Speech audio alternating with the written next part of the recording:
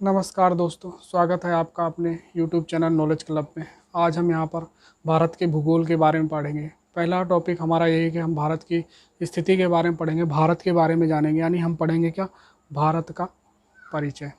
हमारा टॉपिक क्या है, भारत का परिचय। अब भारत का परिचय क्या है, तो हम पहले भारत का परिचय यहीं से जानने की कोशिश करेंगे कि भारत का नाम पड़ा कहाँ से।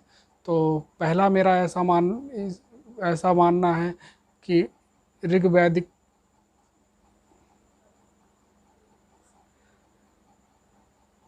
काल को ही कहा जाता भारत का जनक। तो यहाँ से प्रमुख जन भरत के नाम से भारत इसका नाम पड़ा। फिर दूसरा मिलता है वायु पुराण से। वायु पुराण से कैसे मिलता है, किसके, दुष्यंत और शकुंतला के जो पुत्र थे, ठीक है ना, जिनका नाम क्या था, आपने कहानी सुनी होगी, भरत। उनका नाम क्या था, भरत। तो भरत के नाम से कहते हैं भारत पड़ा। और तीसरा है भारत जम्बूद्वीप। जम्बूद्वीप जम्बूद्वीप सुना ना, उस उसका दक्षिणी दक्षिणी क्या लिख रहा हूँ, दक्षिणी हिस्सा है, दक्षिणी भाग है। और वहाँ पे किसका निवास था, आर्यों का निवास था। तो आर्य जब आए तो इसलिए वहाँ पे उन लोगों का क्या नाम पड़ गया, आर्यव्रत। तो इसीलिए भारत का नाम क्या हो गया था, आर्यव्रत हो गया था। और ये जम्बू द्वीप का नाम तो आपने सुना होगा, जम्बू द्वीपे आर्यावर्ते भारत खंडे, है ना, एक रामायण की है ये कथा पुरानी जो भी है, ठीक है ना। तो आप इस चीज़ से समझ सकते हैं कि भारत का नाम कहाँ से आया और भारत के लोगों को माना जाता है कहाँ से वो लोग आए। और इसके बाद कुछ फारसी और अरबी लेखकों ने, फारसी और अरबी लेखकों ने भारत का नाम क्या रखा, हिंद। हिंद मतलब हिंदुस्तान, क्या रखा, हिंदुस्तान रख दिया। और फिर यूनानी लोगों ने रखा इंडिया, जो कहाँ से लिया गया, एक शब्द है यूनानी शब्द है इंडोई, इससे लिया गया। तो यहाँ से भारत शब्द का नाम का उदय हुआ। अब भारत की स्थिति कैसे है पृथ्वी पे, यानी ग्लोब पे भारत की स्थिति कैसी है, तो पृथ्वी पे भारत की यानी ग्लोब की स्थिति, ये नॉर्थ साइड और ये साउथ साइड, यानी ये लॉन्गिट्यूड और ये अक्षांश, और ये क्या हो गया, देशांतर रेखा, ये वेस्ट और ये ईस्ट। और भारत की स्थिति यहाँ पे, यानी भारत का कहाँ पे मैप में स्थित, नॉर्थ ईस्ट, यानी उत्तर और पूर्वी क्षेत्र में भारत का हिस्सा है। और कुछ और जानते हैं, जैसे भारत का कुल क्षेत्रफल कितना है ना, तो भारत कुल क्षेत्रफल कितना हो सकता है, 32,87,263 किलोमीटर, है ना, स्क्वायर किलोमीटर या वर्ग किलोमीटर। और ये कितना है, पूरे विश्व का 2.4%, यानी कि 2.5% के लगभग है भारत का हिस्सा भूभाग पे। और फिर हम आगे चलते हैं, और ये भी तो भारत की स्थिति जो है चतुष्कोणीय है, मतलब चार कोने हैं भारत के, है ना। चतुष्कोण क्या होता है, कोण ही पता चल रहा है जिसके चार कोने हो, तो कुछ ऐसी स्थिति है भारत की चतुष्कोणीय, है ना। भारत की स्थिति कैसी है,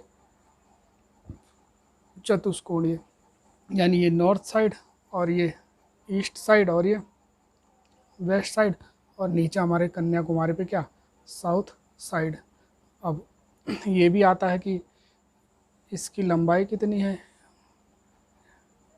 तो इसकी लंबाई है भाई नॉर्थ से साउथ तक 3,214 किलोमीटर, नॉर्थ से लेके साउथ तक ये फैला हुआ है। फिर हमारी स्थिति इधर की कितनी है, इधर की स्थिति जानने के लिए हम देखते हैं, यानी वेस्ट और ईस्ट 2,933 किलोमीटर।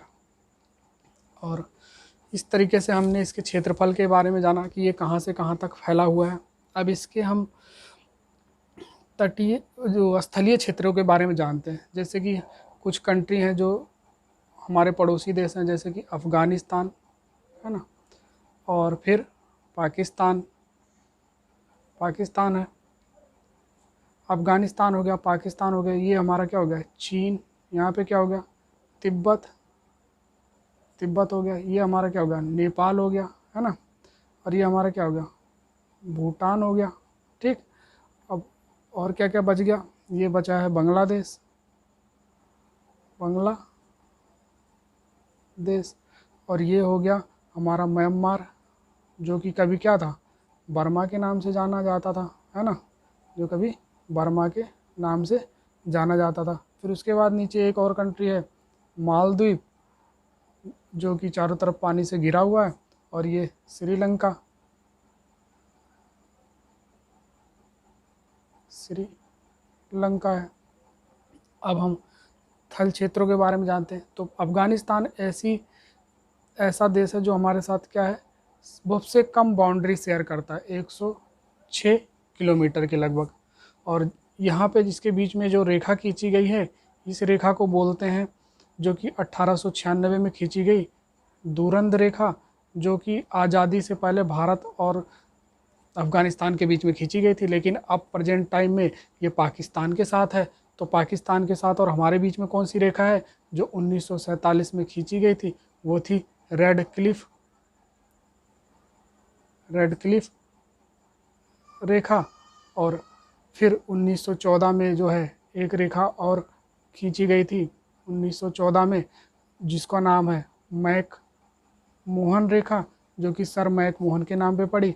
और ये अरुणाचल प्रदेश और चीन के बीच में हमारे बाउंड्री है। और क्या जान सकते हैं हम, हाँ, ये जो हिस्सा है, जो इधर असम वगैरह को जोड़ता है, इसको हम बोलते हैं चिकन नेक, ये कुछ नाम है। और इन सातों जो राज्य हैं, इनको बोलते हैं 7 सिस्टर्स, यानी 7 बहनें। असम, नागालैंड, मणिपुर, मेघालय, मिजोरम, अरुणाचल प्रदेश, ये जितने भी हैं। और अब हम देखते हैं कि हमारी जो स्थलीय सीमा है वो कितनी है, यानी स्थल पे इस कोने से लेके इस कोने तक जो ज़मीन से हमने हमारे हिस्से जो दूसरे देशों से जुड़े हैं, इसकी स्थलीय सीमा जो है हमारी है, स्थलीय सीमा जो है हमारी वो है लगभग 15,106.7 किलोमीटर, जिसको अप्रोक्सली 15,200 किलोमीटर भी लिखते हैं।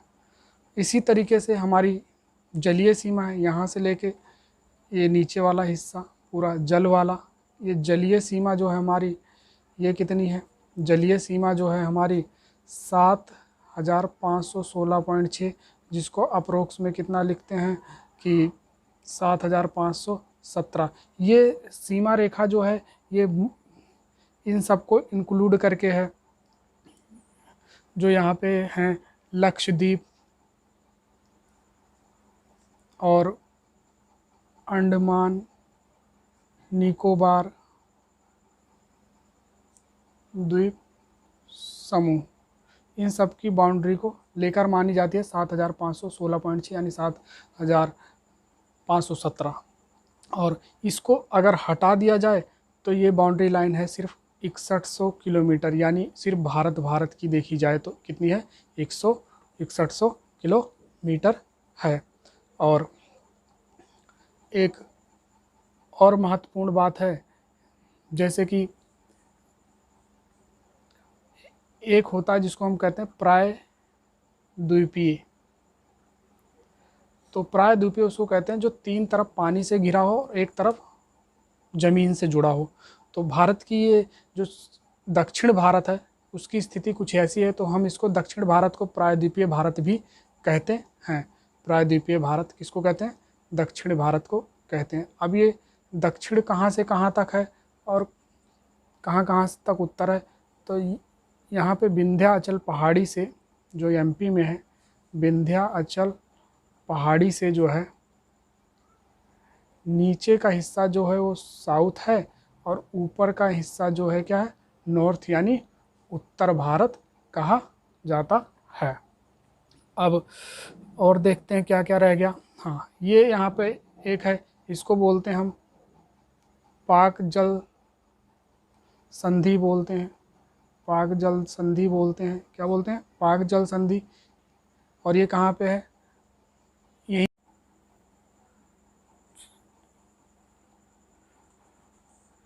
और फिर यहाँ पे है हमारी मन्नार की खाड़ी। क्या है? मन्नार की खाड़ी। इसी तरीके से दोस्तों यहाँ पे ऊपर है बंगाल की खाड़ी।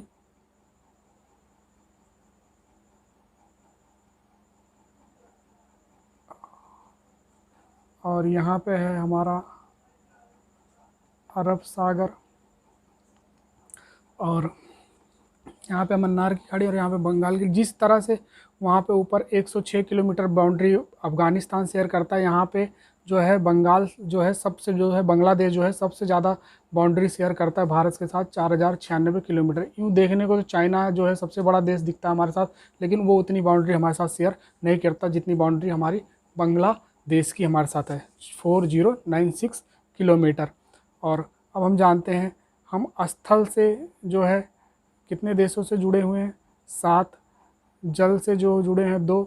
स्थल और जल दोनों मिला के जो जुड़े हुए हैं हमारे से, वो ऐसे 3 देश हैं। और सबसे बड़ा द्वीप समूह जो है हमारा अंडमान निकोबार द्वीप समूह है। यहाँ पे कितने द्वीप हैं? टोटल 204 द्वीप हैं यहाँ पे टोटल।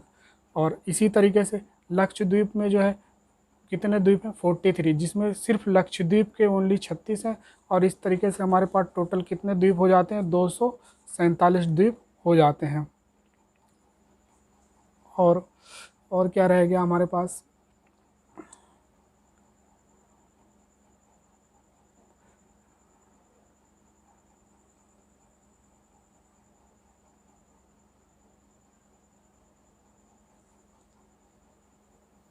और हाँ दोस्तों, प्रेजेंट टाइम में हमारे संविधान में जो है हम सिर्फ अपने देश को 2 ही नाम से जानते हैं, भारत और इंडिया, जो कि हमारे संविधान में लिखा है, लेकिन बोलते तो हम आप भी हैं हिंदुस्तान हैं। बाकी आज के लिए बस इतना ही। मुझे लगा कि आपको ये सेशन ज़रूर अच्छा लगा होगा और आपको इससे काफ़ी बेनिफिट मिलेगा। आपको किसी भी गवर्नमेंट एग्ज़ाम के लिए इससे आपको काफ़ी मदद मिलेगी। और मुझे लगता है मैंने आपको इससे ज़्यादा समझ में आया होगा। और ऐसा मैंने बताया कि आपको रटने की ज़रूरत नहीं है, आप इसे समझ सकते हैं मैप से कि कहाँ पे क्या स्थिति है भारत की और कहाँ पे क्या है। बस थोड़े से नंबर याद रखने हैं कि कौन सी रेखा कितनी लंबी है, कितनी किलोमीटर है। बाकी सब कुछ इस मैप में मैंने आपको बता दिया। और आशा करते हैं आप लोग मेहनत करके पढ़ेंगे। धन्यवाद।